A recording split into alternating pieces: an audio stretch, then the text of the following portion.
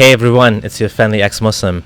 So I have a video here by the three Muslims who had a caller to this show, a Muslim by the name of Fahad Malik, who left Islam.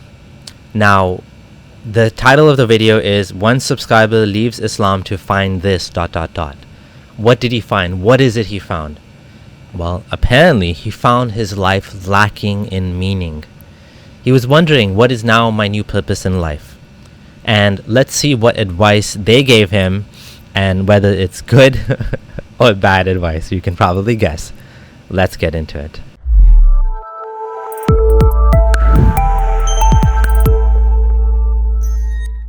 All right, so Brother Fahad Malik writes, Brothers, I have chosen to leave Islam a couple months back. I am looking for true purpose in life, and I wanted to know what are things people can do to find meaning outside of practicing Islam. I've left most of social media. All right. So I want to give you the tough truth. If you don't believe in God, right? Let's just say that generally. If you're not a Muslim, right? If you don't believe in God, you can never have objective purpose. You can never. Because atheism leads to moral nihilism, which is there's no morality, there's no good or bad, there's no objective truth, there's nothing basically. And when I die, I'll be nothing as well. And there's nothing afterwards. You cannot have an objectively purposeful life after that. Okay, so we're going to get started with what he said right now. He's going to give the harsh truth. The harsh truth is you cannot have an objective purpose of life. So even if you look at the question says, I am looking for true purpose in life. It's almost implying that there is a true purpose. A true meaning like one purpose. Now, the funny thing is, if this brother Fahad, has left Islam, why would he come back to these guys, Muslims, and tell them, I'm looking for purpose in life? It's kind of weird, right? It's like, if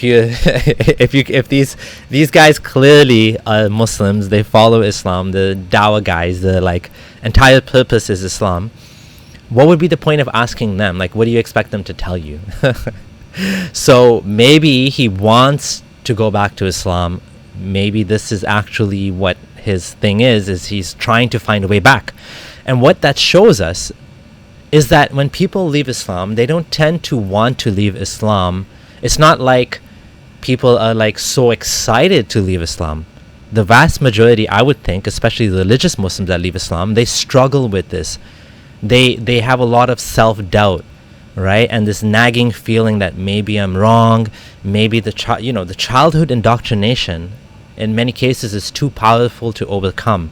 So they're not able to walk away from the religion, even though they have doubts, meaning the brain is telling them something is wrong here. They might have cognitive dissonance. Some things they like, some things are like, disconnected from reality. So they leave Islam, and this is the first thing that we have to acknowledge, that many sincere people don't want to leave Islam, and some of them are not able to face the cold hard truth that Islam is false, that the sunk cost fallacy comes into play, that I spent so much time and energy and money and resources and investment and emotional investment into Allah, right, or Muhammad, or this religion. And now I'm so vested that I can't walk away from this bad investment. Turns out this investment is crashing, it's going down, it's failing, and I just can't walk away from it, right? Because maybe it'll come back up one day, right? That's sort of the analogy here that comes to mind. So these guys, they've started off on this objective purpose thing. Honestly, this is like a red herring, because your purpose doesn't have to be objective. I mean, it's only objective according to something else, right? So if you have something to base it on, so if for example, if I'm an atheist, I could say that my values come from humanism.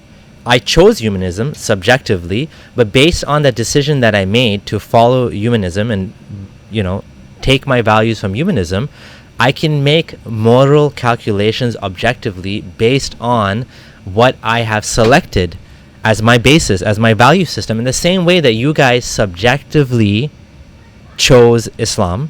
You subjectively chose Islam, and Islam, you try to make it sound like it's objective, but at the end of the day, it's not objective because even within Islam, there are differences, right? So there's no one objective morality even in Islam, because there's differing values based on your school of thought, based on your how you see things, how things are interpreted, what sect you're in, right? Some sects consider things haram, others, like for example, temporary marriage, right? It's considered halal or objectively moral, meaning there's nothing wrong with it in Shia Islam, but in Sunni Islam it's forbidden, right? It's considered immoral because something is forbidden means it comes along with values. It's not just immoral for the sake of some, it's not just God's whims that he made one thing haram and one thing halal. No, there's benefit behind it. That's what the claim is, right?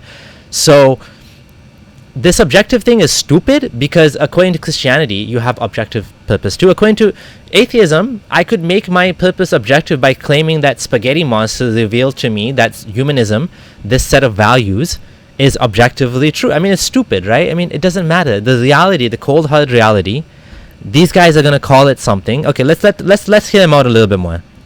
Sorry, you're heading down to nothingness. You're going to end up very depressed if you go down this path. Hit me up, inshallah. Hit up the three Muslims. Hit me up on my private Instagram.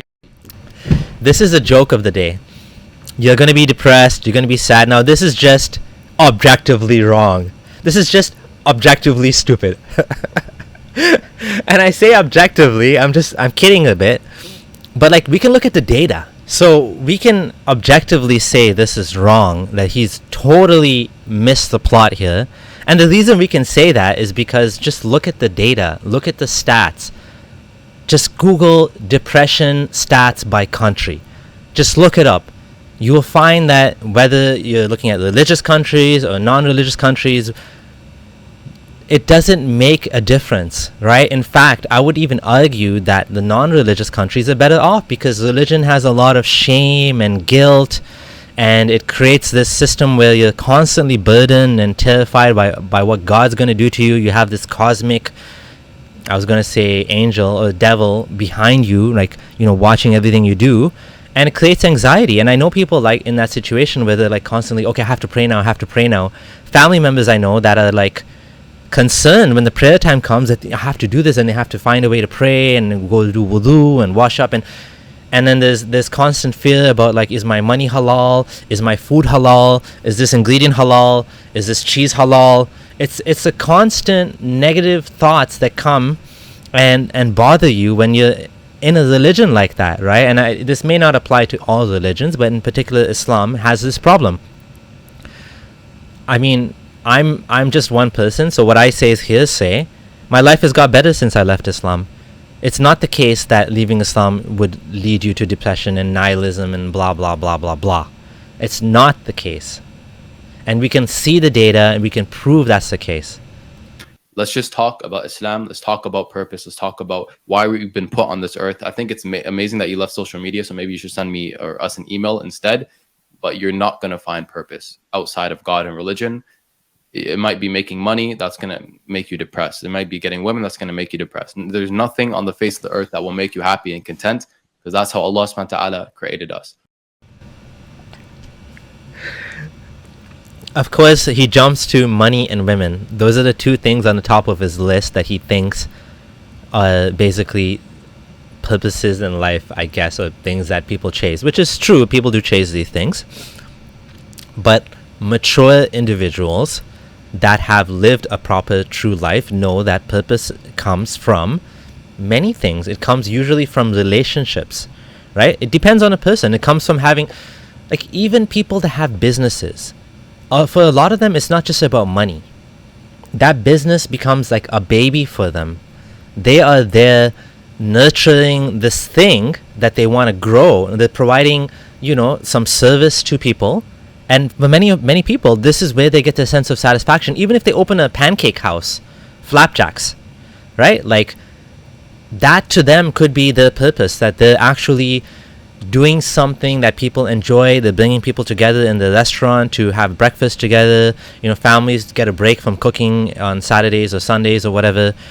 There's something there, right? And it doesn't have to be tidy, oh, I believe in God and that's my purpose. Your purpose could be anything, right? And some people, the purpose is helping people. For some people, it's, like I said, doing a business. For some people, It could be the relationship, right? The purpose comes from the sense of satisfaction they get in raising their children, right? Raising good kids, right? Having a partner, maybe traveling the world, maybe just, you know, doing the job. I mean, it doesn't have to be this grand thing that you guys are trying to make it into. Purpose could be as simple as that, and many Muslims also struggle with this. What does that tell you? That Islam actually doesn't solve this problem. It literally doesn't. You guys have purpose, which is to preach Islam. That's your purpose. For a believing Muslim, you're trying to say that God made it so nothing in life would make them happy.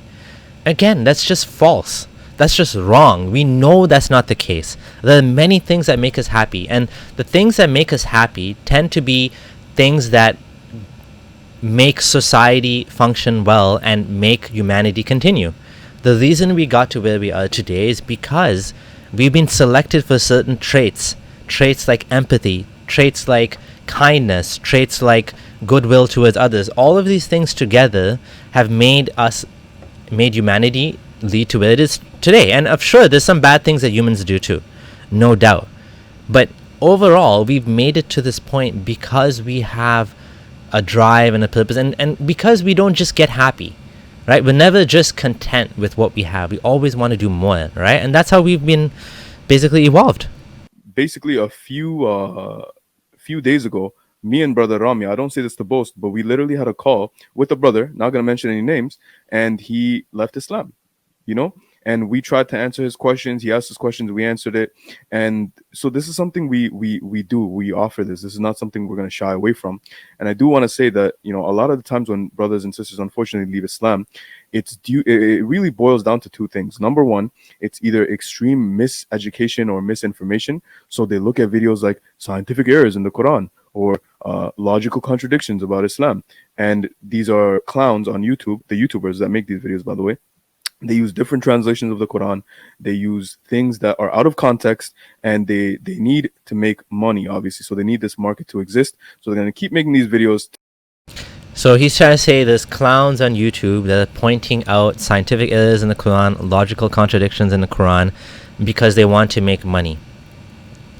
His entire point is an ad hominem, right? A circumstantial ad hominem. You are saying this because of personal reason that benefits you. I could be a world-renowned scientist that's warning about climate change, and someone would come and say, oh, you're just saying that because you're a climate change scientist. Yeah, no shit, you're saying that because you're a climate change scientist. That's your job, right? And that's your job, is to tell people that, hey, alarm bells, you know, the Arctic ice caps are melting, you know, we need to slow down climate change, like there's flooding in, you know, Pakistan, and all of these things are happening. Why? Right? Because of climate change. So that's not an argument, that's not a response, that's a fallacy. You just made a fallacy. I love these fallacies because in just a little bit of words, you can show someone that what you're saying is not an argument, and it's nothing, there's no point there. Yes, there are logical contradictions in the Quran, there's mistakes in the Quran, there's scientific errors in the Quran, the stories are copied from other sources that we know of. We know that Muhammad was not a good man. We know that he didn't live a good life. We know that he took advantage, he did a lot of bad things, like killing his opponents, right? His opponents that spoke against him. He didn't win this argument by words. He won it by executing people that went against him, right? And he raised an army, and he did these things that caused the religion to spread, right? So we know that. These are not, you can, if you want to call them clowns, call us clowns, whatever. The point is, we're making arguments that you yourself are admitting people are leaving Islam. Why are people leaving Islam? Because there's problems with the religion that are coming to light on a mass scale now. People are seeing the problems for what they are, right? And it's not just, you know, when it's also wrong to say that people leave Islam because they have questions. Like, you need to prove Islam is true in the first place. It's not about holes. The holes are there, but it's the other way around, right? The burden of proof is on you to prove it in the first place. The problem is when someone's Muslim already by default, they've raised as a Muslim, they've been brainwashed and, you know, programmed as a child to believe in this, it becomes harder. They think the default is Islam is true, and then you need to show why it's not true. Actually, it's the other way around. Informing the youth, and people that don't know any better, they're going to look at a video being like, oh, wow, there's scientific errors in the Quran, without knowing the proper translation and context and the meaning of This is the other thing. He's trying to make it sound like the entire scientific error thing has to do with translation. There are people that speak Arabic that have made the same arguments. Arabic YouTubers. Sharif Gaber, Hassan Radwan, among others. Right? It's not like there are so many Arabic atheist YouTubers out there that have seen the same issues. It's not about translation. This is just a straw man. And again, a red herring. Oh, it's a translation. No, it's not the translation. The Quran itself, the root Arabic Quran has issues in it, clear issues. Linguistically, they're going to be like, wow, I didn't even know this. And it's kind of like a paradigm shift, you know? So that's number one. And number two, they want to live life in a guilt-free manner. And there's God-level accountability. They don't want that, bro, because it's too much easier or blue pill to be like, you know what? There is no God, therefore I can do X, Y, Z. Stuck. Okay, so here he brings up the blue pill, red pill analogy. What this means is blue pill means you're kind of like unaware about reality and you continue living in your bubble, kind of like in the Matrix when Morpheus asks Neo, do you want to take the red pill or the blue pill? Blue pill means you go back to your fake reality and continue living as if nothing happens. Red pill is you go down the rabbit hole and you see reality for what it is. The funny thing is, you know, from my perspective, these are the guys that are taking the blue pill. These are the guys that are blissfully unaware, that want to pretend that there's some sort of God-level accountability. God-level accountability in a very twisted way, because their accountability is not even accountability. Any Muslim that does any sin, even for example, like murder, they will still be forgiven and go to paradise. Whereas a non-Muslim that does not a single bad deed towards any other person in this life, except he doesn't believe in God, Allah, he'll go to hell forever. What kind of accountability is that? It's not accountability. I mean, the accountability is on a twisted version of what Muhammad wanted people to live their life. So example, eating pork, having a girlfriend, right? These things are considered totally sinful. But having a sex slave is considered totally halal. Right? Eating camel meat is okay. Camel's okay, but pork is not okay. Like, what is that about? It's very specific to what Muhammad believed, right? So that's not accountability. That's just some twisted cult-like thinking. So I find it interesting that the guy said he still believes in Allah. I guess what he means is he still believes in God. Because if you believed in Allah, that means you believe in the messengers and all that stuff. So he's probably just saying Allah because, you know, God, right? God is Allah to them. But of course, Allah, to be specific, Allah is a creation that has, I think creation means like a fabrication or an idea that has specific attributes, right? He has 99 names, and, you know, he has Muhammad as his prophet, and he speaks, and he has angels and all this stuff. So all of those things are connected to what Allah is. If you want to just take it like literally, you just want to say the God, then maybe you could say he's just God. But yeah, specifically Allah is a specific God, right, that has certain characteristics, right? So technically, if you still believe in Allah, you're still a Muslim, right? But I think what he meant is he still believes in God. So technically, he's probably deist. And, you know, so just to end off on this, obviously, I think Fahad Malik, you made the right decision leaving Islam, because this religion is not from God. In fact, I don't believe there is any God. Whether or not there is a God is besides the point. The point is that Islam is false. The religion is made up. And you definitely are better off without all of this God-level accountability, as they call it, which is actually cult programming, right? It's following this belief system, this rigid set of rules that was created, arbitrary set of rules. So weird and so strange rules. For example, you know, you cannot marry your foster sister in Islam. A foster sister is someone that breastfed from the same mother, right? Not even same woman. So back in the day, in the 7th century, they used to do this thing where they would give the babies to be suckled by another woman, right? And so if you gave it's kind of like, you know, a breast milk bank, for example, like in today's terms, right? You can go to a breast milk bank, and you can, instead of using formula, you can get like breast milk from some lady, right? She donates it, right? Let's say you don't have any breast milk, and so that woman becomes like a mom. So if you got breast milk from that same woman as some other woman, you cannot marry her. It's some weird things like that. Or like the sacred months, you can't fight in these sacred months, right?